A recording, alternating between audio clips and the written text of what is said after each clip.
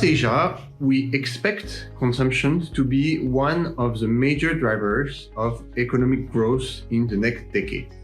And Vietnam is no exception to that. In fact, we expect that by 2030, Vietnam will have added about 36 million people to what we call the middle class.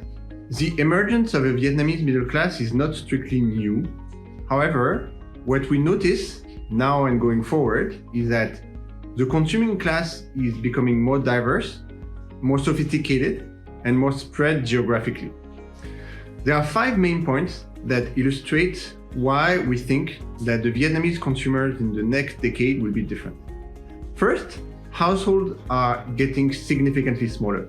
In the past 20 years, the average size of the Vietnamese household has decreased by 20%. Second, the segment of senior consumers is appearing and growing very fast in Vietnam. By 2030, about 17% of the consuming class will be made of people aged 65 and above.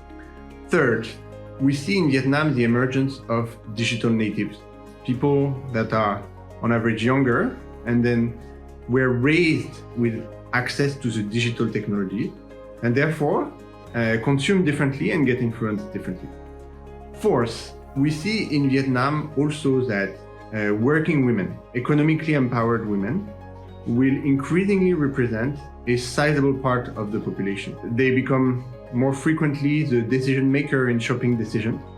And so the segment of active economically empowered women becomes more important. And then lastly, in the next decade, we also expect that we will see the appearance of bigger pockets of consumption outside of Hanoi and Ho Chi Minh City, in Tier 2 cities or in rural areas. On top of those fairly demographic trends, we also observe that the behaviors of the Vietnamese consumers are changing. For example, Vietnamese consumers are more socially conscious. They are increasingly ready to pay more for products that are sustainable. Vietnamese consumers are also more attracted to Asian brands, right, with slower growth for Western brands. The channels of consumption are going more online. The way to influence consumers is also changing quite fast. And so all of this, we believe, is triggering a significant change in how companies need to address the Vietnamese market. Companies will need in the future to be more spread out in the route to market and more geographically distributed.